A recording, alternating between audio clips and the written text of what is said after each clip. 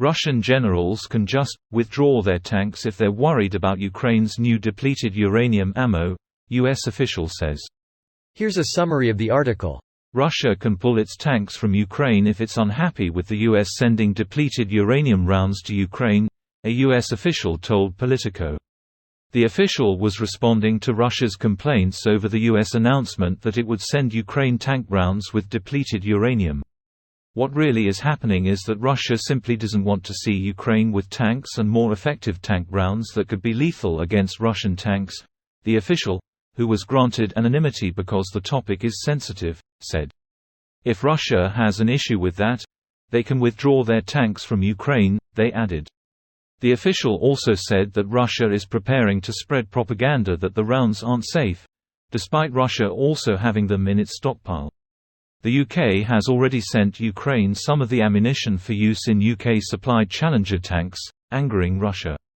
I think what's really going on here is Russia just doesn't want Ukraine to continue to take out its tanks and render them inoperative, he said. This post received a score of 26,000, with an upvote ratio of 94%.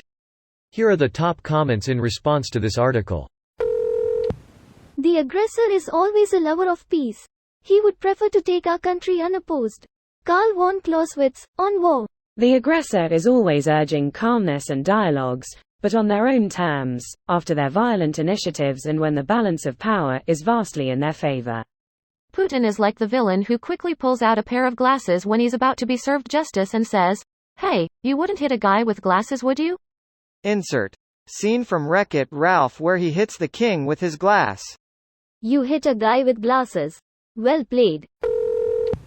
Russia has been boasting about having DU shells and that they do not violate international treaties since 2018. Funny that it only becomes a problem when Ukraine has them. It's the same as the cluster munitions. They've been using them the whole time and only screamed about it when Ukraine got them. Ukraine had them too, just not that many of them, and I don't think they had an option of resupply till other countries started giving them. Also, the biggest problem with cluster munitions is the ones that don't explode, which makes you reluctant to use them in your own territory. The amount of mines that Russia has laid on Ukraine's own territory has largely put that quandary to rest. What's a few more bombs at this point, I guess. Seems like such a simple solution, but they'll no doubt disregard it and blame the West and Ukraine for not fighting fair, while also not letting them do whatever heinous shit they want. Greater than blame the West and Ukraine for not fighting fair, our tale as old as time. Hey, if you guys decommission all of those tanks you were given, we will sign a truce and never try to invade you again. Nudge nudge, wink wink. We'd never try to invade again in 10 years, after we regroup and rebuild. Never. We will also give you a security guarantee to prove we are being honest. Guarantees are so cheap, after all. Is it fair to cheapness to compare them with Russian agreements and promises? Russian guarantees don't seem to be worth the TP they're written on, ask Ukraine or basically any country in their region.